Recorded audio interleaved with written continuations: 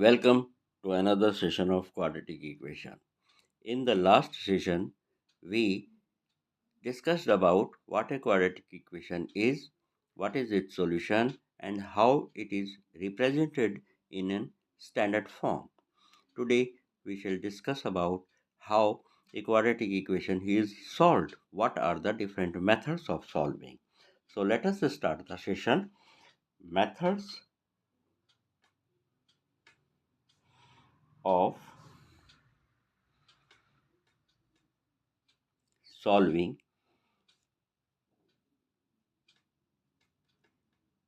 a quadratic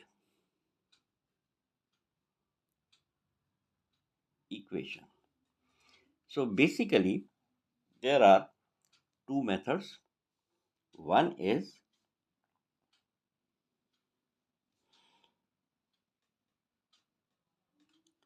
by factorization and second method is using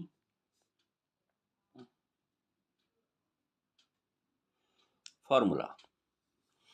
पहला method है factorisation. तो हम पहले मेथड से स्टार्ट करते हैं. दोनों मेथड बहुत सिंपल हैं. थोड़ा सा ध्यान देंगे तो आपको समझ में आ जाएंगे. Let us take an example for the first. Solve 2x square minus 5x plus 3 equals to 0 using factorisation. तो यहाँ पर इस क्वेश्चन को फैक्टराइजेशन से सॉल्व करना है. तो अब हमने क्लास 9 में डिफरेंट मेथड्स ऑफ फैक्टराइजेशन अच्छी तरह किए थे. उसी तरह इस एक्सप्रेशन को, ये जो क्वाड्रेटिक एक्सप्रेशन है 2x square minus 5x plus 3, इसे हम फैक्टराइज करेंगे. और इसमें जो हम मेथड यूज़ करेंगे वो middle term splitting method use करेंगे. मिडिल टर्म स्प्लिटिंग मेथड में क्या होता है, ये कोफिशिएंट ऑफ एक्स स्क्वायर जो ये नंबर है और ये लास्ट वाला इंडिपेंडेंट नंबर, इन्हें मल्टीप्लाई कर दीजिए. पहली स्टेप है, आप इस कोफिशिएंट को और इस कोफिशिएंट को, इस नंबर को मल्टीप्लाई कर दीजिए. Means 2 into 3 you will get 6.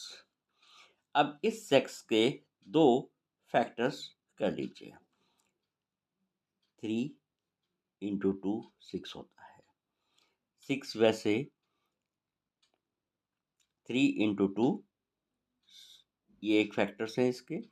6 into 1 भी हो सकते हैं, लेकिन हमने 3 और 2 ही लिए हैं क्योंकि हमें मिडिल टर्म पर भी ध्यान देना है. क्योंकि ये फैक्टर कुछ इस तरीके से लिए जाएंगे कि इनको जब हम मल्टीप्लाई करें तो ये 6 आए, और जब इन्हें हम ऐड करें तो ये -5 आए. अब 3 और 2 को जब मैं ऐड कर रहा हूँ तो -5 तो नहीं आ रहा है, +5 आ रहा है, लेकिन प्रोडक्ट 6 आ रहा है. अब मुझे इसमें दोनों में माइनस साइन लगा दूं तो मेरा प्रोडक्ट तो +6 ही रहेगा, लेकिन इन दोनों का सम -5 आ जाएगा. इस तरह से हमने दो फैक्टर्स इस प्रोडक्ट के चूज कर लिए हैं. इन फैक्टर्स को यूज करके हम मिडिल टर्म स्प्लिट करके इस एक्सप्रेशन को लिखेंगे. जैसे 2x square minus 3x minus 2x plus 3 equals to 0. तो हमने यहाँ पर क्या किया है, सिर्फ मिडिल टर्म को स्प्लिट करके दो टुकड़ों में लिखा है. 3x minus 3x and minus 2x. अब इसके बाद अगली स्टेप में आप इनके दो ग्रुप बना लीजिए. पहले ग्रुप में अब आप देखिए कुछ कॉमन है क्या. 2 और 3 में कुछ कॉमन नहीं है. एक्स स्क्वायर और x में x कॉमन हो सकता है, तो हमने x को बाहर निकाल लिया. हमारे पास यहाँ अब बचा 2x, और यहाँ से हम एक x निकाल चुके हैं, तो ये बचा है 3. माइनस इस एक्सप्रेशन में इस पार्ट में क्या कॉमन है, 2 और 3 कुछ कॉमन नहीं है, x और x यहाँ नहीं है, कुछ कॉमन नहीं है। जब ऐसी स्थिति हो जब कुछ कॉमन नहीं है तो 1 कॉमन है और बाकी एज इट इज इसे लिख दिया जाएगा। अब यहाँ ध्यान देना कि ये +3 था, मैंने यहाँ पर -3 लिखा है। क्यों? क्योंकि ब्रैकेट के बाहर माइनस था। जब ये ब्रैकेट खुलेगा तो ये माइनस और ये माइनस मिलके प्लस हो जाएंगे, इसलिए ये चीज़ ध्यान देनी है। प्रायः यहाँ गलतियाँ होती हैं। अब फिर इसमें देख लीजिए क्या x कॉमन है, 2x - 3 यहाँ भी है, 2x - 3 यहाँ भी है। फिर एक बार इसे कॉमन ले लेते हैं, 2x - 3। अब हमारे पास बचा है x - 1 = 0। तो हमने अपनी क्वाड्रेटिक इक्वेशन को मिडिल टर्म स्प्लिट करके इस फॉर्मेट में हम ले आए, जैसे 2x - 3 मल्टीप्लाइड बाई x - 1 = 0। अब दो संख्याओं का प्रोडक्ट यदि 0 है तो इसका मतलब ये है कि उसमें से एटलीस्ट एक 0 है या दोनों की दोनों 0 है। अब इस बात को ध्यान में रखते हुए या तो इधर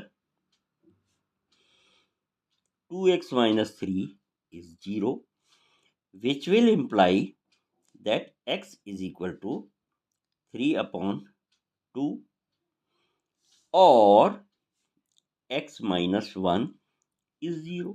इन दोनों में से या तो ये 0 होगा या ये 0 होगा या दोनों 0 हो सकते हैं। तो हमने वो कंडीशन ले ली and this will imply that x equals to 1। अब हमारे पास x की दो वैल्यू आ गई है। ये आपका क्वाड्रेटिक इक्वेशन का सॉल्यूशन होगा। तो ये मिडिल टर्म स्प्लिटिंग मेथड या फैक्टराइजेशन मेथड है जिससे हम आसानी से क्वाड्रेटिक इक्वेशन सॉल्व कर सकते हैं। अब एक एग्जांपल और लेते हैं इसमें। चलिए, 6x² - x - 2 = 0। एक ये एग्जांपल और लेते हैं। इसे भी हम मिडिल टर्म स्प्लिटिंग या फैक्टराइजेशन मेथड से सॉल्व करेंगे। अब इसमें x² का कोफिशिएंट है 6 और इंडिपेंडेंट टर्म है -2। तो 6 multiplied by -2 gives us -12. Now this -12 is to be broken into two parts such that the product remains -12 and the sum comes to be the middle term, that is -1. तो 12 के factors हैं 4 and 3। वैसे 6 and 2 भी हैं, 12 into 1 भी है, लेकिन हमने 4 and 3 चूज किए हैं ताकि हम -1 का भी ध्यान रखें। अब -12 लाने के लिए इन दोनों में से एक माइनस हो, और मैंने 4 को माइनस लिया है, तो -4 into 3 will give me -12। और -4 और 3 को जब मैं ऐड करूंगा तो सम मेरे पास -1 आएगा। अब जैसे पिछले सवाल में किया था उसी तरह हम इसे मिडिल टर्म स्प्लिट करके लिख लेंगे। 6x² -4x + 3x - 2 = 0। अब इनके ग्रुप बना लेंगे। इस ग्रुप में देखेंगे क्या कॉमन है। सबसे पहले 6 और 4। 6 और 4 में बहुत क्लियर है कि 2 इज कॉमन, क्योंकि 2 3 = 6 एंड 2 2 = 4। x² और x में x कॉमन है, तो हमने 2x कॉमन निकाल लिया। अब 6x² में से जब 2x कॉमन निकल गया तो यहाँ बचा 3x, -4x में से 2x बाहर निकाल लिया तो x बाहर निकल गया और 4 में एक 2 रह गया, प्लस इस एक्सप्रेशन में कुछ भी कॉमन नहीं है, जैसे पहले हमने देखा था 3 और 2 x और इधर x नहीं है, तो कॉमन हुआ 1 और बाकी एक्सप्रेशन ऐसे के ऐसे ही हमने लिख ली। अब यहाँ ध्यान देना, पिछली में हमने प्लस को माइनस कर दिया था, यहाँ माइनस को माइनस ही रहा। क्यों? ब्रैकेट के बाहर यहाँ माइनस था, माइनस माइनस जब ब्रैकेट खुलेगा तो प्लस होगा, यहाँ पर प्लस है, प्लस माइनस जब ब्रैकेट खुलेगा तो माइनस ही रहेगा। ये ध्यान देने की बात है। यहाँ पर प्रायः बहुत सारी गलतियाँ होती हैं, इससे फैक्टराइजेशन या क्वेश्चन गलत हो जाता है। अब फिर हम देखेंगे, इसमें 3x माइनस 2 कॉमन है, तो हम इसे बाहर निकाल लेंगे। 3x माइनस 2 हमने बाहर निकाल लिया, हमारे पास अब बचा 2x प्लस 1 इक्वल्स टू 0। अब this into this is 0 means either this is 0 or this is 0 or both of them are 0. So let us take either 3x minus 2 is 0, which will imply that x is equal to 2 upon 3, or 2x plus 1 is 0 will imply that x is equal to minus 1/2। तो अब फिर यहाँ x की दो value आ गई और ये दोनों इसका सॉल्यूशन या आंसर होंगे। तो इस तरह से क्वाड्रेटिक इक्वेशन सॉल्व की जा सकती है और उसके सॉल्यूशन हम निकाल सकते हैं फैक्टराइजेशन मेथड से। अब एक बार जल्दी से हम दूसरा मेथड भी डिस्कस कर लेते हैं। दूसरा मेथड है using formula method. Using formula method, इसका भी एक एग्जांपल लेते हैं। अब इससे पहले हम याद करते हैं कि जो हमने प्रीवियस सेशन में देखा था कि क्वाड्रेटिक इक्वेशन को स्टैंडर्ड फॉर्म में लिखा जा सकता है और इसकी स्टैंडर्ड फॉर्म होती है a x square plus b x plus c equals to 0 is a standard form of quadratic equation where a, b and c are real numbers and a is not equal to 0। तो ये हमने first session में भी देखा था और ये हमें ध्यान रखना है। अब आते हैं फॉर्मूले पर। फॉर्मूला क्या कहता है? फॉर्मूला है x equals to, for this quadratic equation इसका solution x equals to minus b plus और minus root over of b square minus 4ac upon 2a होगा। तो यदि आप अपनी क्वाड्रेटिक इक्वेशन को स्टैंडर्ड फॉर्म में रखें तो उसका सॉल्यूशन सीधा सीधा इस फॉर्मूले से आप पा सकते हैं। अब इसे एक एग्जाम्पल फिर लेते हैं। अब पहला वाला ही क्वेश्चन हम ले लेते हैं। क्या कहता है? Solve 6x square minus x minus 2 equals to 0। इस बार हम यूजिंग फॉर्मूले से कर रहे हैं। तो यहाँ पर a है 6, b है -1 और c है -2। फॉर्मूला है x equals to minus b plus और minus root over of b square minus 4ac upon 2a। अब इस फॉर्मूले में वैल्यूज डाल लीजिए आप।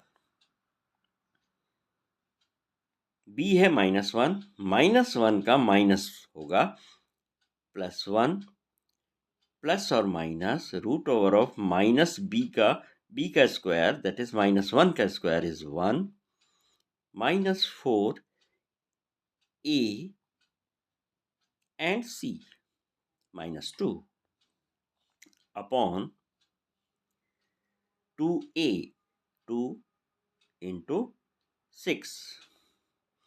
अब ये आपके पास आ जाएगा सॉल्व करके अगले स्टेप में 1 प्लस और minus root over of 1 minus इसका प्रोडक्ट है माइनस माइनस तो ये प्लस हो जाएगा और 6 4 ज़ा 24 2 ज़ा 48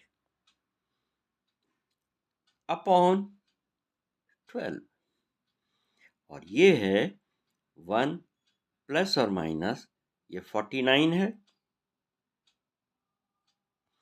अपॉन 12 एंड जो 1 प्लस और माइनस 7 बाई 12 होगा। इसे एक बार प्लस करेंगे 8/12 और -6/12। इन्हें जब आप सॉल्व करेंगे ये आएगा 2/3 और ये है -1/2। ये इसके सॉल्यूशन हो जाएंगे। तो इस तरह से हम क्वाड्रेटिक इक्वेशन सॉल्व कर सकते हैं फॉर्मूला यूज करके। अब जल्दी से एक क्वेश्चन और इसमें हम देखते हैं और इसे भी हम फॉर्मूला से ही सॉल्व करेंगे।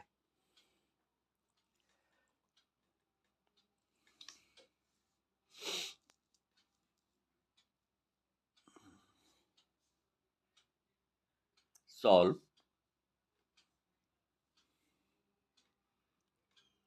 2x² minus x plus 1/8 equals to 0 using formula। तो यहाँ पर a है 2, b है -1, c है 1/8। फॉर्मूला कहता है -b plus minus root over of b square -4ac on 2a। इसमें अब आप वैल्यू सब्स्टिट्यूट कर दीजिए। -b is once again 1 plus और माइनस रूट ओवर ऑफ 1 का square -4 a and c upon 2a। इसे जब हम सॉल्व करेंगे तो 4 2 ज़ा 8 ये कैंसिल हो गया प्लस और minus root over of 1 -1 upon 2 हमारे पास रहा। आगे 1 प्लस और माइनस ये 0 है ऑन 2 2 ज़ा 4 है ये, सॉरी दिस इज 4। तो हमारे पास सॉल्यूशन आया 1/4। अब यहाँ पर नोट कीजिए कि हमारे पास सॉल्यूशन जो आया एक ही वैल्यू आई है, जबकि क्वाड्रेटिक इक्वेशन के 2 सॉल्यूशन होने चाहिए। तो इसका क्या मतलब हुआ? इसका मतलब ये हुआ कि इस क्वाड्रेटिक इक्वेशन के सॉल्यूशन तो 2 ही हैं, लेकिन दोनों ही 1/4 ही हैं। इसे कहते हैं इक्वल रूट्स या कोइंसिडेंट रूट्स। मतलब दोनों वैल्यू कोइंसाइड हो गई हैं। तो इस तरह से हम फॉर्मूला यूज करके इजीली क्वाड्रेटिक इक्वेशन सॉल्व कर सकते हैं। अब इसमें एक क्वेश्चन और लूंगा मैं, फिर उसके बाद हम आगे बढ़ेंगे। तो चलिए एक क्वेश्चन और लेते हैं। Solve 2x² plus x minus 6 equals to 0 again using formula. तो यहां पर वैसे ही ये a है और ये b है और ये c है, और फॉर्मूला कहता है x equals to minus b plus और minus root over of b² minus 4ac upon 2a। अब इसमें आप वैल्यूज डाल दीजिए। -1, क्योंकि यहाँ पर b हमारे पास +1 है, तो -1 प्लस और माइनस 1 का स्क्वायर 1 ही होगा, -4 इंटू 2 इंटू -6 अपॉन 2 इंटू 2। इसे सॉल्व कर लेंगे। यह आया -1 प्लस और माइनस रूट ओवर ऑफ 1, और यह आएगा माइनस और माइनस प्लस होके अगेन 48 अपॉन 4, जो 1 प्लस और माइनस, ये 49 का स्क्वायर रूट है 7 अपॉन 4। इसे एक बार आप ऐड करेंगे, एक बार आप सब्ट्रैक्ट करेंगे एज पर द साइंस जो दिए हैं। -1 माइनस -8 अपॉन 4, और जब मैं प्लस लूंगा तो ये 6 अपॉन 4। इसे सिंप्लीफाई करेंगे तो ये आएगा -2 और 3/2। ये जो दो वैल्यू आई हैं, ये आपकी क्वाड्रेटिक इक्वेशन का सॉल्यूशन है। तो इस तरह से फॉर्मूला लगा के थोड़ा सा सिंप्लीफिकेशन करने के बाद आप क्वाड्रेटिक इक्वेशन को सॉल्व कर सकते हैं। तो इस तरह और बहुत सारे आप एग्जाम्पल्स अपनी किताब में से लेकर प्रैक्टिस कर सकते हैं। प्रैक्टिस करने से ये फॉर्मूला भी याद हो जाएगा और आपको अच्छी तरह समझ में आएगा। मैथमेटिक्स में प्रैक्टिस का बहुत अहम रोल होता है। समझ तो हमें आ जाता है, लेकिन कई बार प्रैक्टिस की कमी की वजह से हम कंफर्टेबल नहीं हो पाते। अब आगे हम इसमें एक और इम्पॉर्टेंट बात है वो देख लेते हैं। हमें पता है कि let ax² plus bx plus c equals to 0 is standard form. Then x equals to minus b plus or minus root over of b² minus 4ac by 2a इसका सॉल्यूशन होता है। ये बात हमें अच्छी तरह पता है और हमने ऊपर एग्जाम्पल्स भी करके देख लिया है। तो ये अब इसमें जो एक इम्पॉर्टेंट चीज है वो ये है, b² minus 4ac is called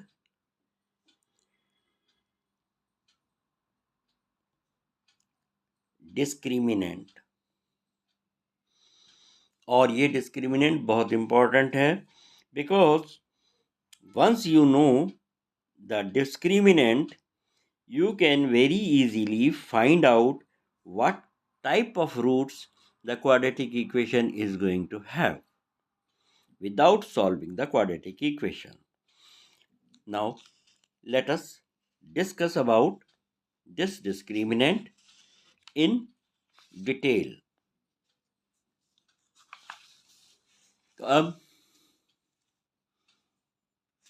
we know that b square minus 4ac is